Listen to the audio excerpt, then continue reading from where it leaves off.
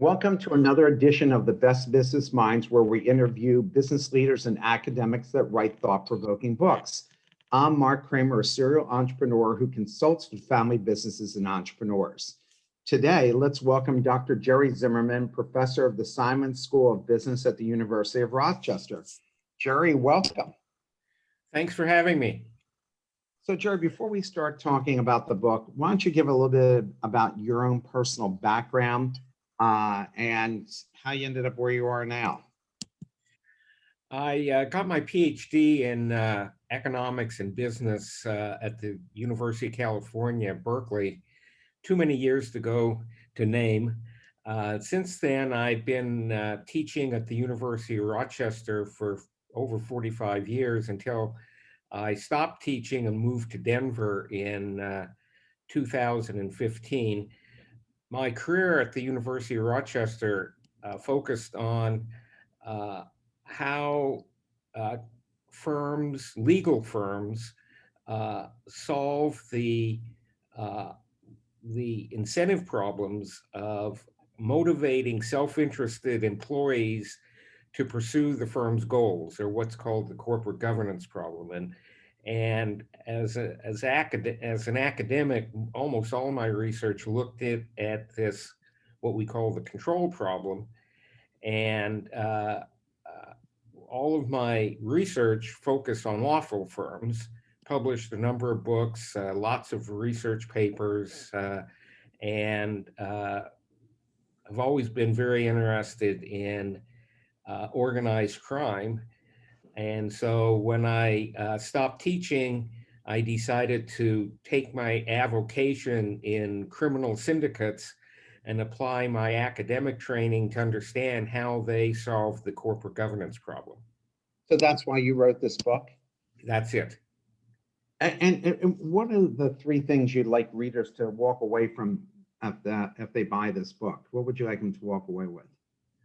What I'd like them to walk away with is the same thing I'd like my students to walk away with, and that is, how do you solve the problem of motivating, attracting, and retaining self-interested people to work in the organization? And the key takeaway is that the same principles that we teach lawful managers, unlawful criminal bosses figured this out on their own. They never went to the Wharton School or the University of Rochester.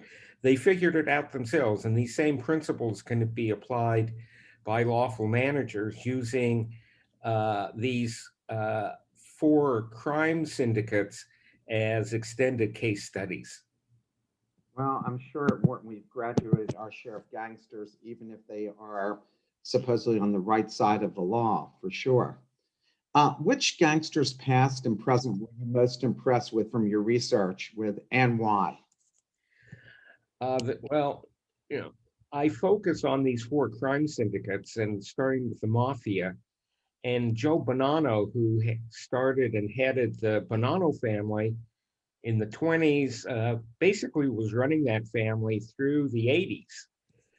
When you think about it, 50 years of being CEO is pretty remarkable. The other guy who, while we never condone the violence of these syndicates, you have to marvel at their ingenuity, and that was certainly El Chapo. This was an uneducated peasant from Sinaloa, Mexico, who created and ran the world's largest drug organization that was a multinational company. And he was arrested several times. He figured out how to get out of prisons, and now, fortunately, he is a co-resident of mine in Colorado, only he's in a federal maximum security prison in outside of Denver. Well, it sounds to me like you need to reach out to him to develop a leadership book from him and interview him, because he's got plenty of time on his hands. But I think he only gets like an hour a day of sunshine, right? I think that's right. Yeah, that's my understanding. So one of the things I'm curious about with any of these guys is their ability that you talk about, which is to think about things. You mentioned the book, the most vital function of a leader is thinking. Why that over marketing, sales, or innovation? Well, I view marketing, sales, and to some extent innovation as the tactics. But before you get the tactics, you have to understand what your strategy is. And you have to have people in the organization who can help the CEO run an effective strategy leadership team, because the CEO doesn't know everything. So he has to assemble the right people.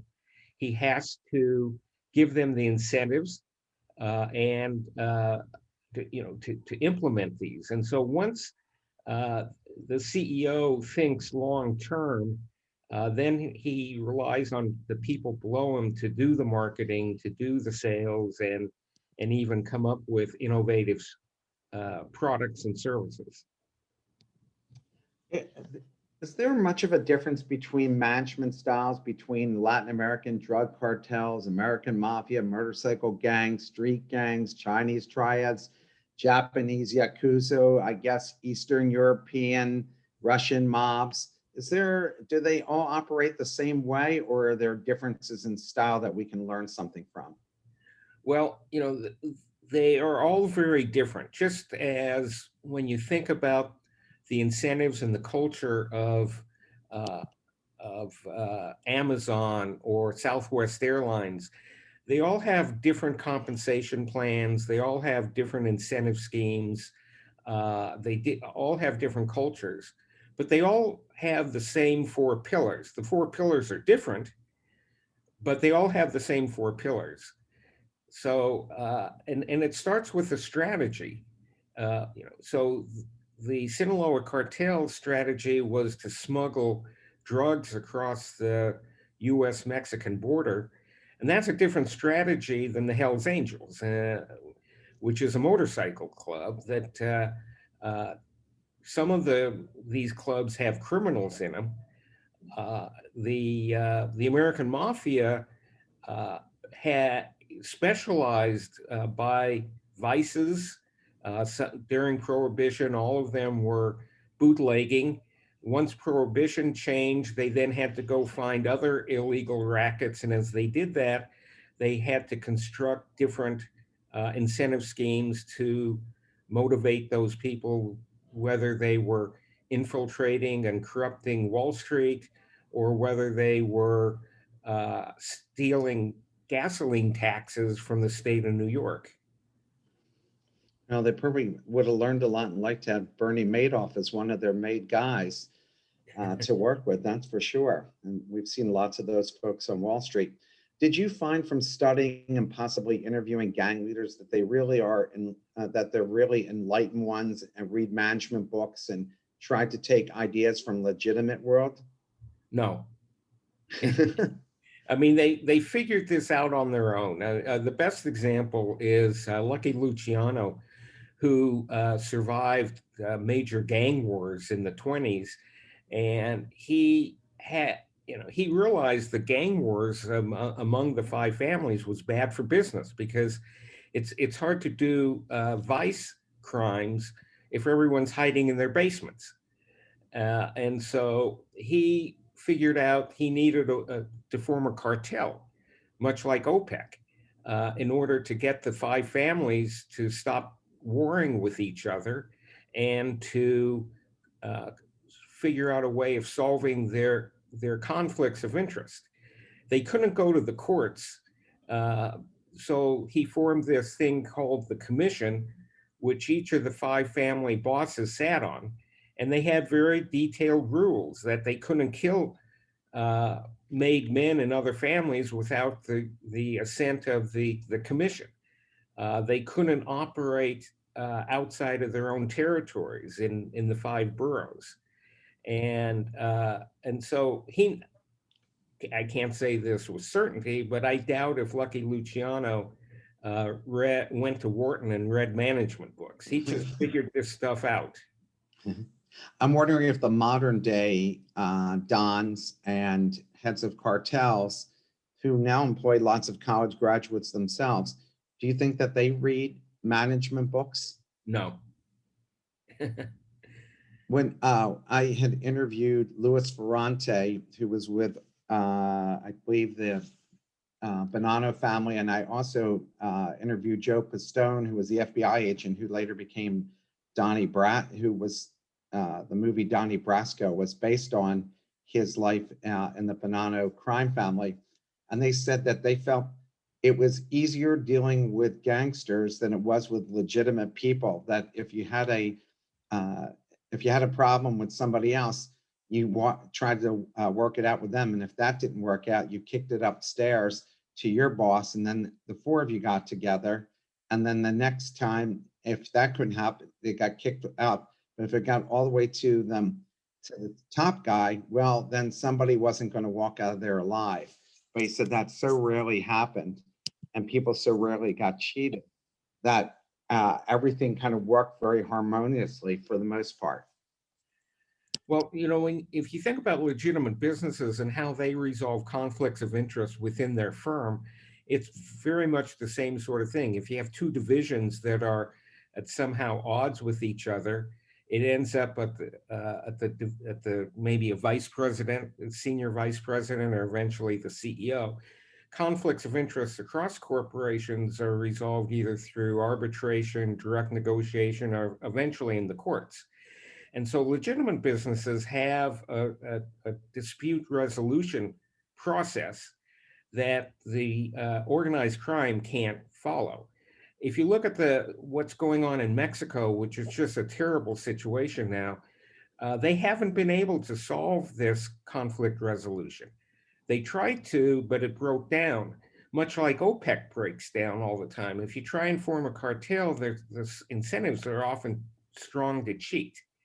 And the amazing thing to me was that the mafia and even the Hells Angels figured out a way of having a version of you can think of it as a Supreme Court, or you can think of it as a board of directors.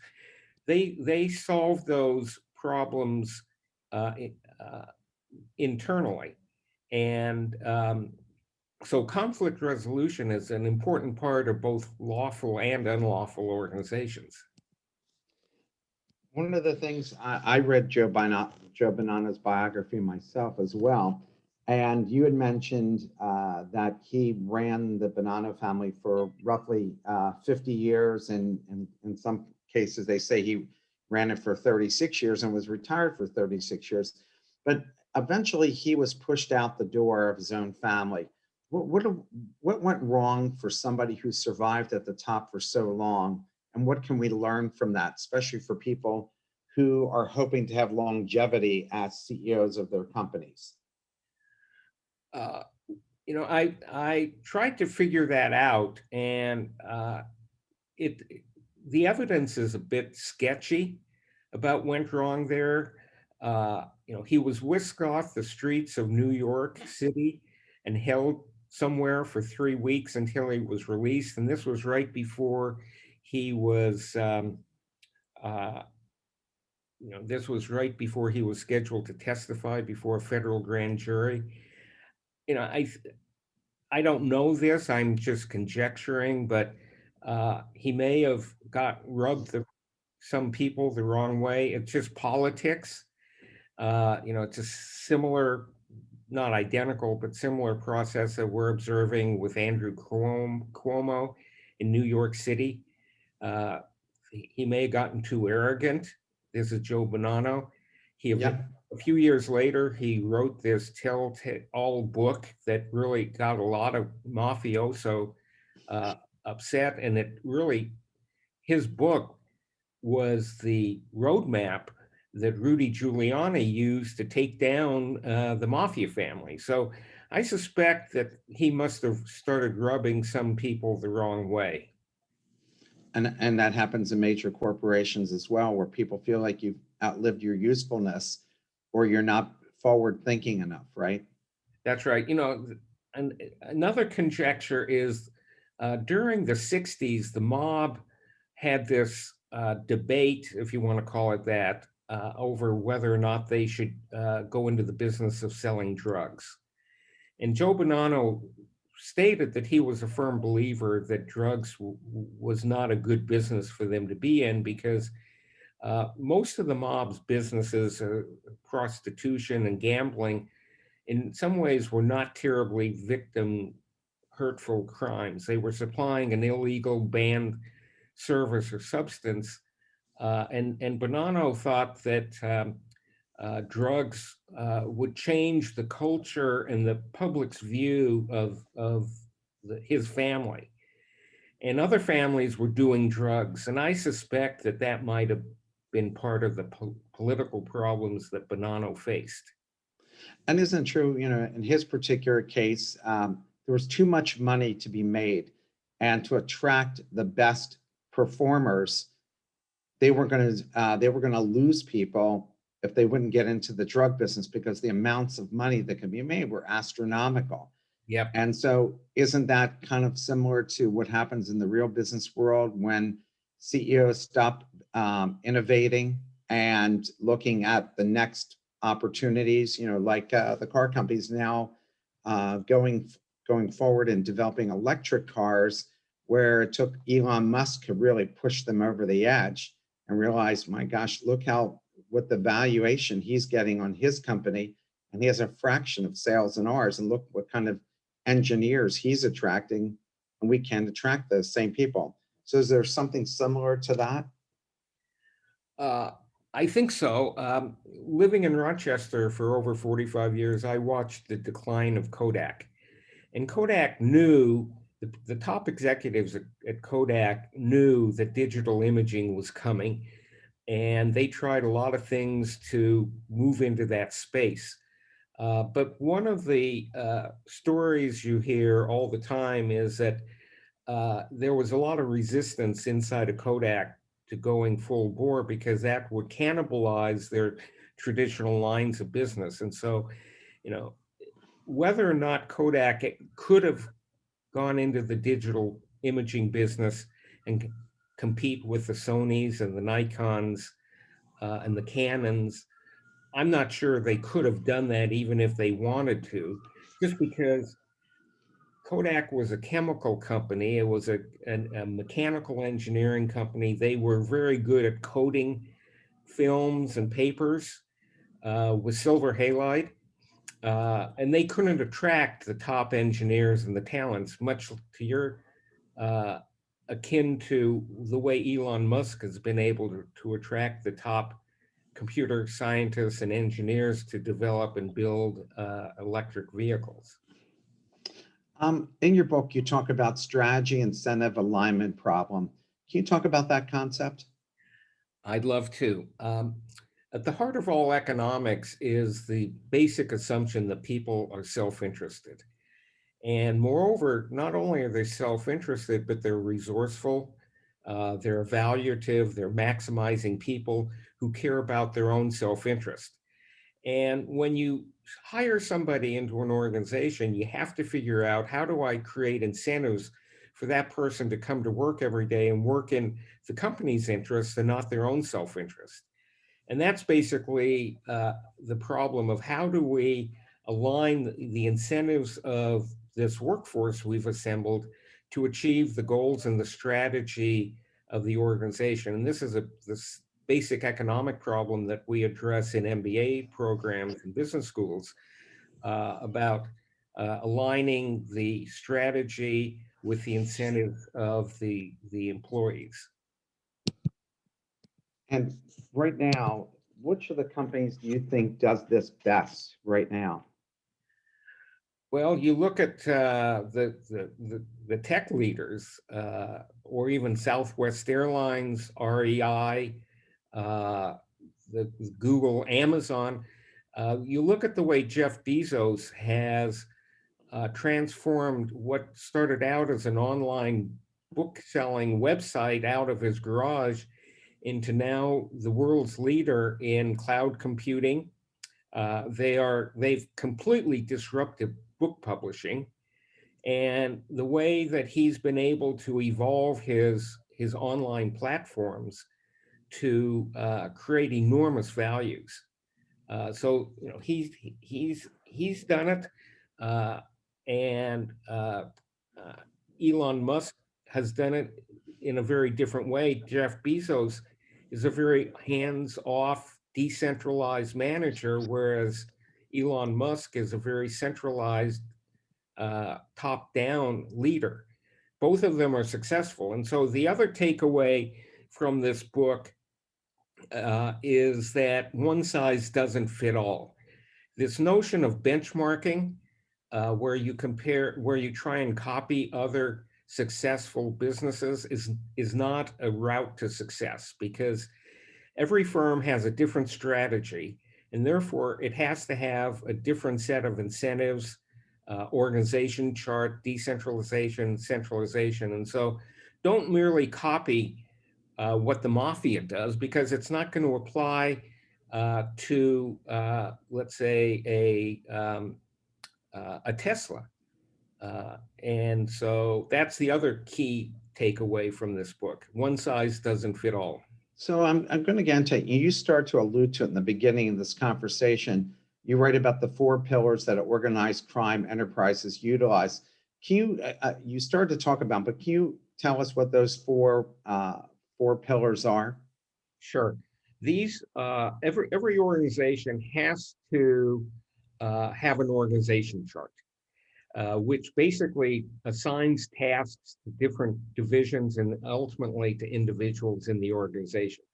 So the first pillar is what I call the task assignment pillar. Who does what? Second pillar is, once you give a task to somebody, how do you motivate them to pursue those tasks in the organization's best interest? Uh, Once you measure their performance, which is one part of creating the incentives, you then have to reward them. Just measuring someone on some metric doesn't necessarily give them incentives unless there's some real pecuniary or non-pecuniary benefit for pursuing it. And then the fourth pillar is the corporate culture, which is, how do we do things in this organization? It's basically a set of norms, behaviors, and visions that everyone buys into. So when you think about FedEx, uh, its motto is, it has to get there overnight. Or at one time, Ford's motto was Ford Quality One. And so the culture is the way of communicating the values, norms, and behaviors to everyone in the organization. And so those four pillars have to be there. And more importantly, they have to be coordinated with each other. They have to reinforce each other. They can't conflict. You mentioned in the book that every organization has smart, creative people that try to game the system. How do criminal enterprises control it? And aside from killing people, how can companies ensure focus on the best interest of the organization and not just themselves? Well, let's take the mafia, since I think they did this the best. Uh, they, in the book, I actually, from Joe Pistone's book, he talks about every day his crew would get together at some bar or club, and they'd sit around all day thinking of crimes to do. Well, the mere fact that you're sitting there with your associates, you're basically monitoring what they're doing. If they're with you, they can't be talking to law enforcement. And so they're monitoring each other. And they're also building camaraderie, which is part of the culture. So a key part of the culture of uh, these mafia families, was these local uh, crews would would uh, would sit around and observe what everyone was doing.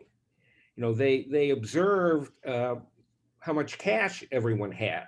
And if somebody had too much cash, or more cash than they thought they should have, that was a red flag. So it was much like corporations that have whistleblower programs. The mafia figured out a whistleblower program of these sit downs and these daily club events where they would play poker and chit chat and keep an eye on each other. The Godfather movies were mentioned in the book, and you wrote about Don Corleone, one of my favorite characters, a reasonable man, and at times had to be ruthless. Can a leader be respected if they aren't ruthless, both in the world, in that world, and in the legitimate one? Uh, well, I think ruthless is a pejorative term. Um, if you look at CEOs and leaders, successful, lawful leaders, uh, many of them are very ruthless. Although I wouldn't like to use that term, they have to make hard decisions.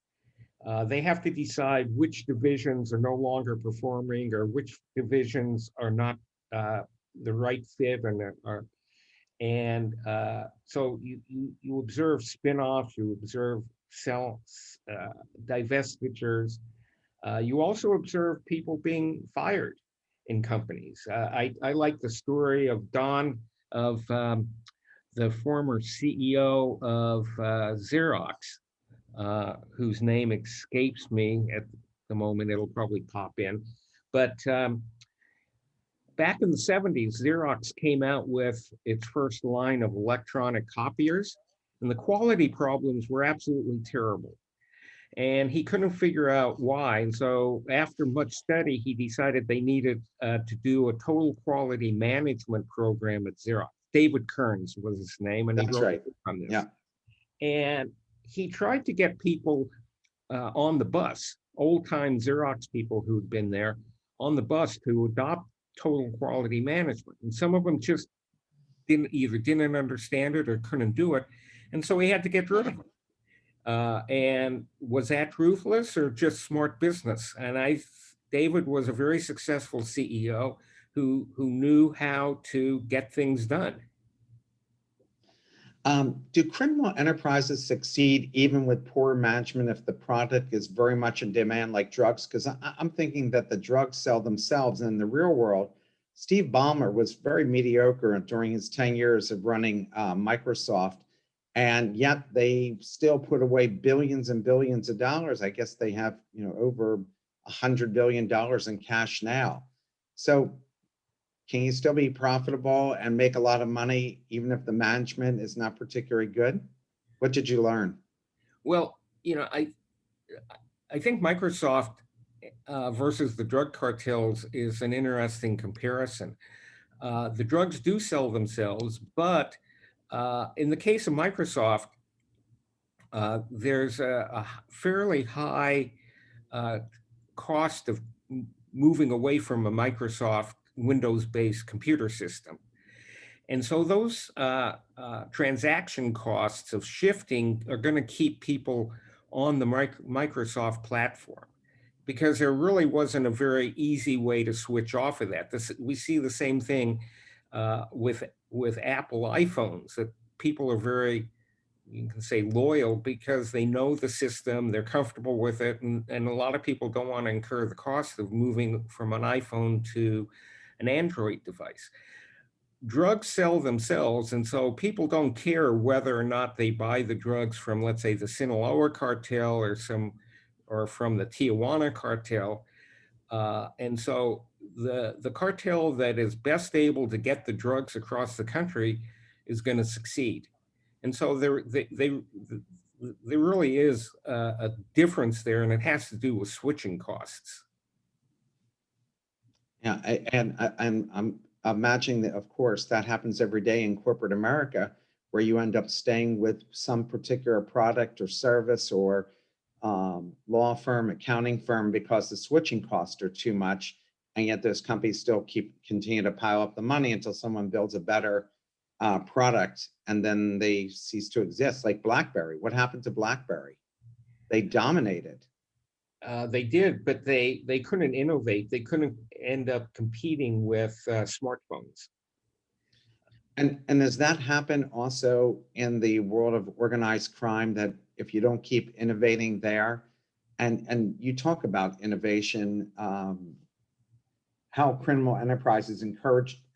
criminal enterprises actually encourage innovation and attract smart people? You give a great example using the Sinaloa cartel in the book. So can you talk a little bit about that? You know, El Chapo Guzman um, was incredibly smart, and I'm not heroizing him, and you know, my co-author and I uh, abhor the violence and the damage that his product does to society and to the Mexican people. But you have to step back and understand that, you know, this guy was incredibly innovative when it came to smuggling techniques. You know, he was the master of building tunnels under the border. He was a master at figuring out how to get the drugs into the country by packing them in cans of chili. Uh, he was a master at taking railroad tank cars and fitting them with concealed compartments where he could put the drugs in, ship them to Chicago, and then uh, get them out of those containers. Uh, he was very innovative because he saw that the oxycodone uh, uh, problem of the pill mills, the illegal prescriptions that were being written in Florida and other states. He saw that that was being cracked down on, and he knew that there was going to be this huge demand by these addicts for an alternative form of heroin, opioids. And so he brought in Colombian chemists, and he developed an R&D process where he was able to convert Mexican low quality heroin into high quality Mexican heroin that could be a substitute for the Oxycontin and fentanyl, and he innovated there. I hate the way he innovated, and it's just a terrible tragedy about the drug addiction problem we have in the U.S. But he was just as innovative as Steve Jobs was in terms of seeing a demand and how the market changes and how to respond to it.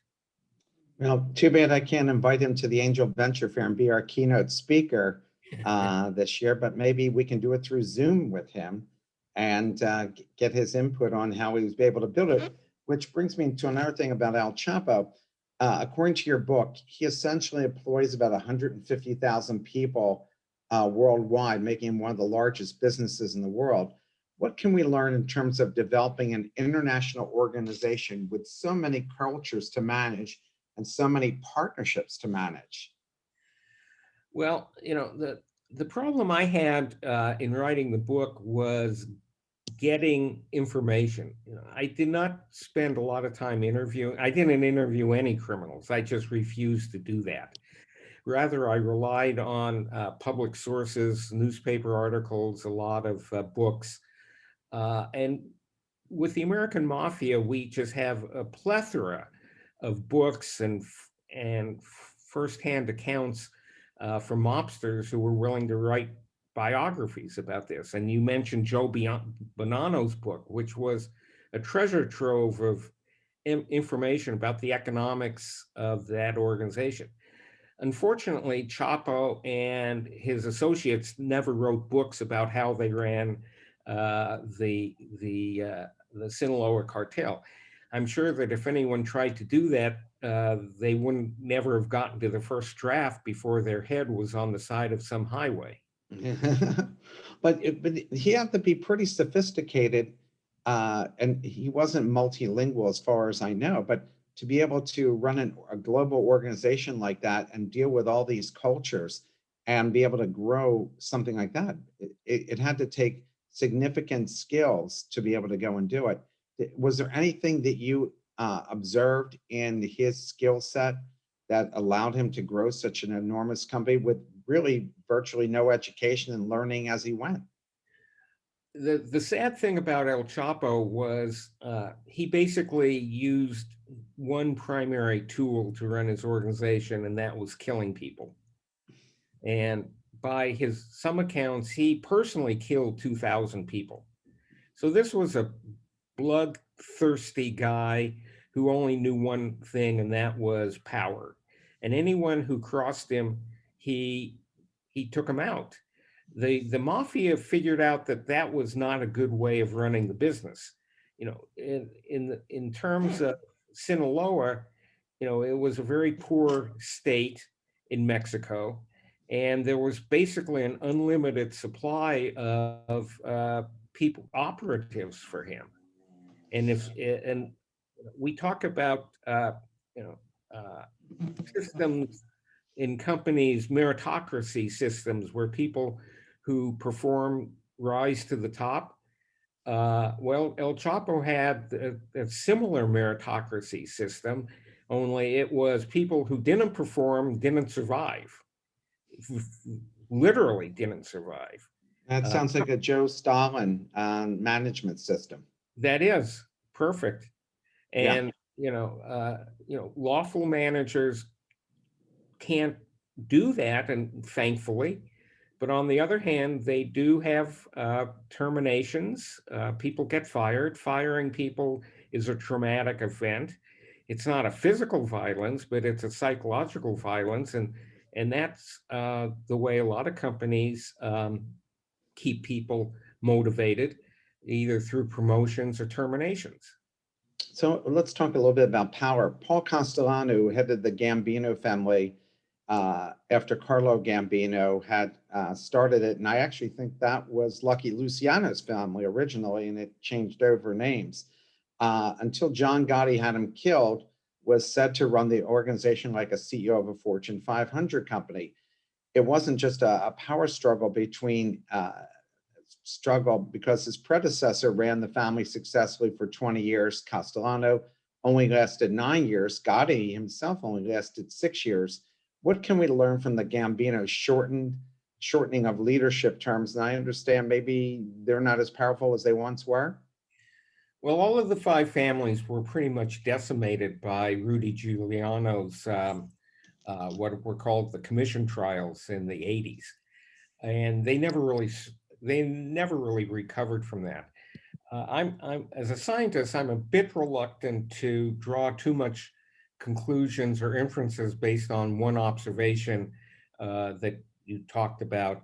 Gotti was pretty much an outlier of these family bosses, that he was very showy. He liked publicity. The vast majority of those family bosses shunned publicity. They knew that they didn't want to be in the public eye. And Castellano was certainly in that realm. I tend to view Gotti as an outlier, that he came along, he was the dapper Don, he loved publicity, and eventually it caught up with him. Now, I guess maybe he modeled himself maybe after Al Capone, who also seemed to relish publicity. He did, and again, the story of Al Capone is he did himself in. Uh, Al Capone thought he was being a good businessman by keeping detailed profit and loss statements of all of his operations, every speakeasy, every brothel. He knew what the free cash flows were from each of those, and if the free cash flows weren't high enough, he would step in one way or the other. Well, these detailed records proved his undoing when the IRS come along, seizes him, and shows that he was evading taxes. So the feds got Al Capone not because he was flashy as much as because he was stupid in keeping these detailed financial records. So let's talk about the Hells Angels. After reading the Hells Angels chapter, I was wondering what impressed you about them and what can a legitimate business learn from them? The, the first thing about the Hells Angels is that they're not uh, primarily a criminal organization. They're a fraternity. They attract people who love to ride their Harley Davidsons. They love to go on these long motorcycle rides. They love to brawl. The vast majority of them, as I understand it, except in Canada, are not, the clubs are not primarily the focus of the criminal activities. But but they created uh, this enormous brand, the Hells Angels. And when you say the Hells Angels to someone, what's the first thing that pops in your mind when I say Hells Angels? Oh, I imagine guys in leather jackets and helmets, riding motorcycles, tearing apart bars. And Uh, and the patch.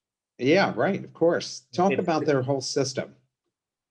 and so to be a Hell's Angel, once you're a Hell's Angels, you then get the patch. If you leave the Hell's Angels, you have to give the patch up.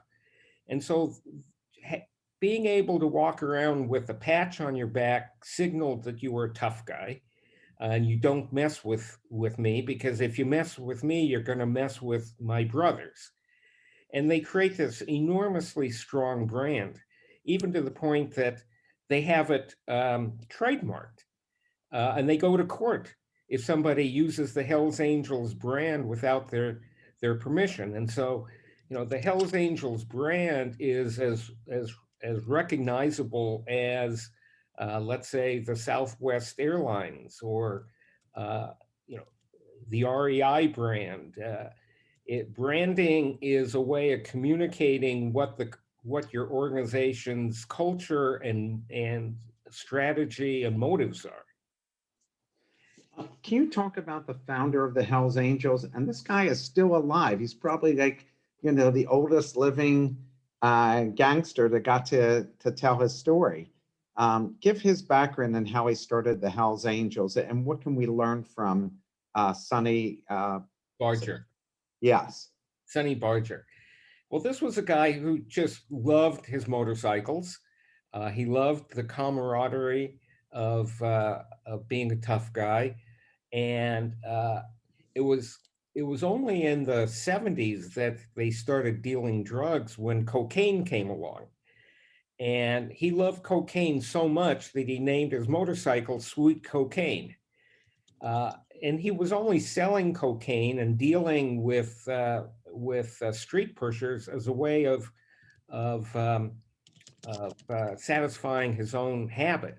The guy never made much money. By his own account, he only was making $10,000 a year. He wrote several books. He was actually a consultant on some of the biker movies, uh, Free Rider, for example.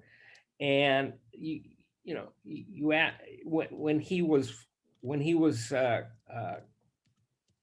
arrested and thrown in jail, he couldn't come up with $100,000 for bail. He sat in jail for a year before his court trial.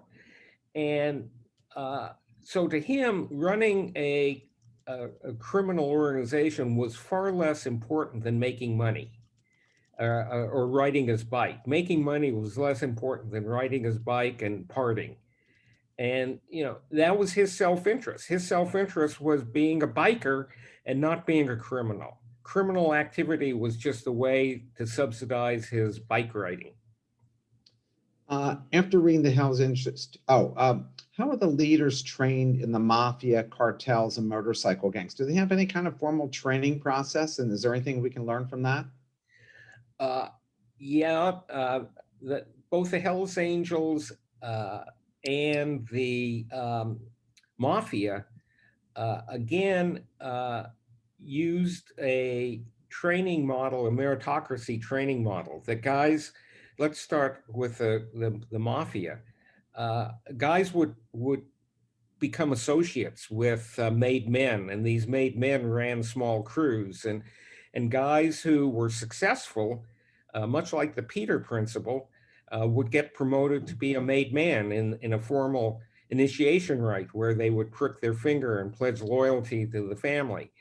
And those guys who were good and loyal was probably more important than being able to generate a lot of cash. Being loyal to the family. If the boss called you up 2 o'clock in the morning and said, "I want you to go beat up some guy," you did it. You didn't ask why. Um, And so guys who were loyal, guys who were successful, would be promoted from associate to a made man, then from a made man to a captain, and eventually to be boss. And so there was this strong incentive to perform in both cash generating and loyalty. Uh, Sonny Barger had a similar system in the Hells Angels that, again, they would have hang-arounds who would then be admitted to the chapter, and those guys who were tough and were good at fighting would be promoted to become like sergeant at arms, and or to eventually become president of their clubs. And so it's very much the same incentive systems within lawful organizations that people have strong incentives who want to get promoted, to get ahead, to make more money, do things in order to advance the interests of their organization. Is there progress in organized crime in terms of women's roles in their world? I mean, how are they dealing with that? And how can, regular corporate America learn something from them about how they're dealing with that? Because I understand there are now women who are running some of the drug cartels. Uh, that was one of the most fascinating things, and probably the most controversial thing in the book, was I raised the question in the four crime families, including the Bloods and the Crips, which we haven't talked about. Female members were excluded. Sonny Barger explicitly had a rule that there was not going to be any female members. The mafia would not admit female members as made females or made uh, women. It was an all male organization. And then the question is, as an economist, why is that the case? And I offer a couple of hypotheses, and these are purely hypotheses. One is that women are less prone to violence. It's just not in their DNA. If you look at murder rates among, who commits most murders, it's mainly males. And so if you're running a criminal organization where you have to occasionally use violence, women are not primarily the best at doing this. So that's one hypothesis. The other hypothesis is that um, sexual harassment and the conflicts between males and females in organizations over this whole sexual harassment is much easier to deal with in a lawful organization. In an unlawful organization, if a male or a female feels jilted, well, if they go to law enforcement and spill the beans, that's devastating. And so one way that you prevent those conflicts of interest is not to have female members. Now, the cost of that is that you have a less diverse organization. Uh, all lawful organizations see the benefits of having a diverse workforce in terms of getting different ideas and perspectives. Well, it's a cost-benefit trade-off. We economists talk about cost-benefit trade-offs all the time, and criminal organizations have a very different cost-benefit trade-off of having a diverse workforce than a lawful organization. I think we all have kind of maybe not even a working knowledge, but know the names, the Bloods and the Crips. And I believe they started in Los Angeles. Am I correct? Did I read that in the book? Yes. And now they're national organizations with chapters throughout the country. What did you learn about these street gangs that have now become, rival the mafia and drug cartels? That was a fascinating story that I didn't really fully understand, but much like the Hells Angels started as a fraternal organization where they were providing a lifestyle for their bike riders, the Hells and Crips were street gangs of young blacks, males primarily, who had no father figure. They had terrible home lives. And so they joined their street gangs in order to provide, again, a fraternity, people to hang around with, father figures to some extent, and also safety, protection. That if you're a member of one of those organizations, one of those clubs, if your sister got beaten up or assaulted, the the club would come to their defense. And so they, like the Hells Angels, did not start as a criminal organization. They did petty crime, of course. And most of them don't really sell drugs. Most of them are just more, think of them as a tough gang fraternity. We have a question here. What's one blind spot that we can learn from the drug crime leaders to help drive innovation product to advance humankind? Oh, that's a great question and probably worthy of another hour. But I think the one thing that, again, the key takeaway from this book is you need these four pillars.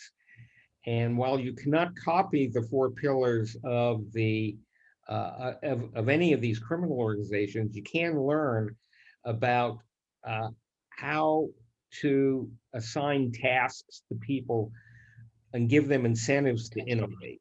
And so all organizations need these four pillars, and that's really what the bottom line is. You can't really learn anything particular about the four pillars of any of these criminal organizations other than they had them, they worked well, they were coordinated, and they were constantly being revised as the external environment changed. Another question that we have here is there must be something to learn about security too. These characters are very good at keeping trade secrets. Is there something to learn from these organizations about keeping corporate secrets? Yes. A gun always helps. A gun always helps. Yeah. That, what they did was they compartmentalized things. So if you look at the way the mafia worked, they were, the Gambino family, or these five families at their heights, would have 400 or 500 members, and they were organized into small decentralized crews, and no one knew what the other crews were doing. And so if one crew got busted, the trade secrets couldn't be exploited, namely who was doing what else. It was hard to flip these guys. And in fact, it wasn't until the RICO laws came along that they were able to get the bosses of these families. The same thing was El Chapo. He had very small cells that would move drugs through one little locality and pass them over to someone else. And so if the Mexican authorities busted one cell, they had very limited information. It was the same thing that, Coca-Cola, very few people in Coca-Cola knew what the formula was. So most companies, again, compartmentalize their trade secrets and things like pricing decisions and customer lists and things like that. Their secret sauce. They follow basically the same concepts of the mafia, and that is limit your exposure. Are there any TV shows or movies that mirror the actual organized crime, like, The Sopranos? In fact, when I interviewed Louis Ferrante, he goes, if you want to see what our day-to-day was like, just watch The Sopranos. He said, because if your boss called you over to speak, all the other guys were worried that you were getting ahead of them. And he said these petty jealousies were run rampant all the time. It's like one kid's being favored over another. So is there any shows that you think, based on your research, that mirror this? I watched Narcos on, I think, Netflix. I like that show myself. So what about you? Well, I just finished watching some of the episodes of Drug Lords on Netflix as well, and they're all fascinating. That all of them give you a little window into these crime syndicates, but none of them really, in my view, really get into very much depth about the organizational economic principles, and very few of them really analyze the four pillars and talk about how the four pillars are used. But like reading crime books or watching these documentaries, uh, people are just fascinated by this, and it goes back to when I was a young child. You probably don't remember Elliot Ness and the Oh, I loved Untouchables. Elliot Ness and the Untouchables. Yeah. Yeah,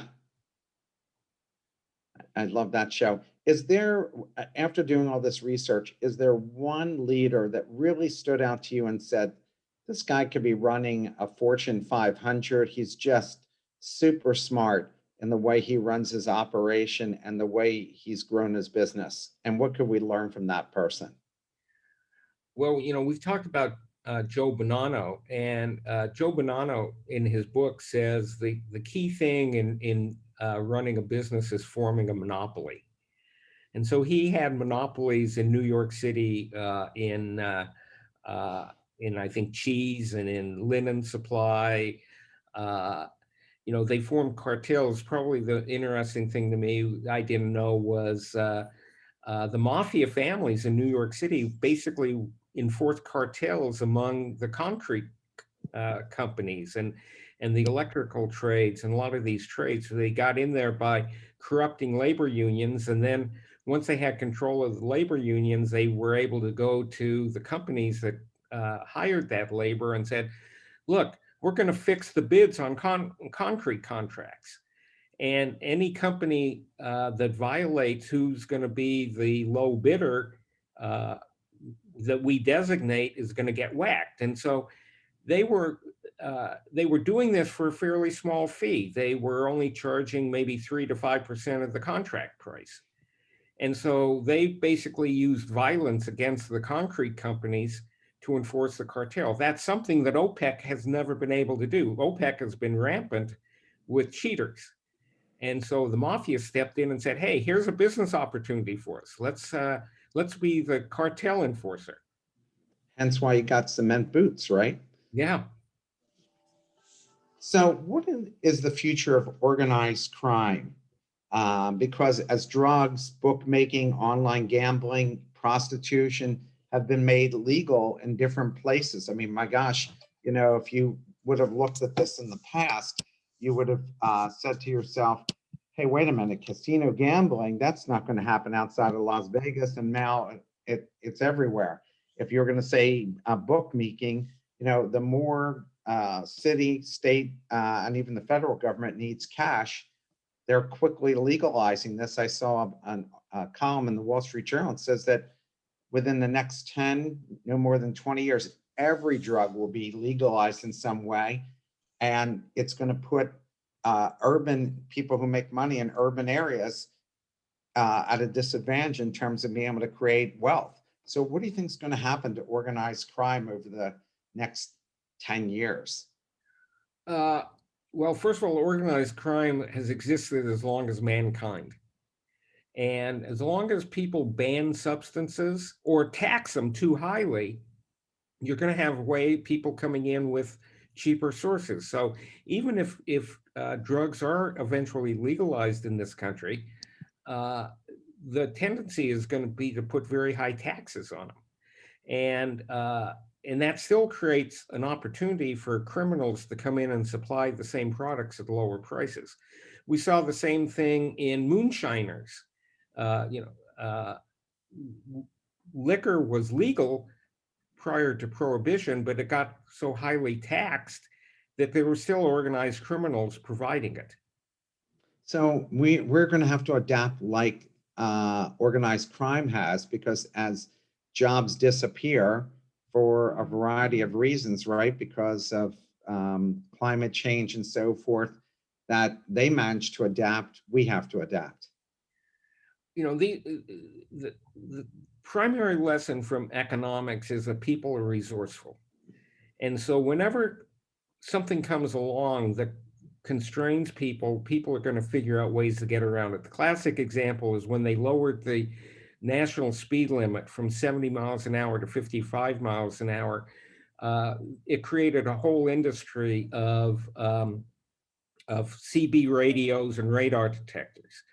We're going to see the same thing occurring, that once we people get vaccinated for COVID, there's going to be these passports, these vaccination passports that allow people to move from place to place. Once that happens, I predict you will find criminals selling fake passports. So there's always going to be innovation whenever you can provide a good or service that people demand at lower price than they can get it elsewhere. Jerry, I want to thank you so much. I really think you should work on a next book where you actually interview these guys and find out, ask them all the different management and business questions and see what you learn from them in person. But I really enjoyed your book. I wish you best luck with this book. And thanks everybody for coming on today to listen to Jerry. Jerry, have a great rest of your weekend. Thank you very much. I enjoyed it. Take care, everybody.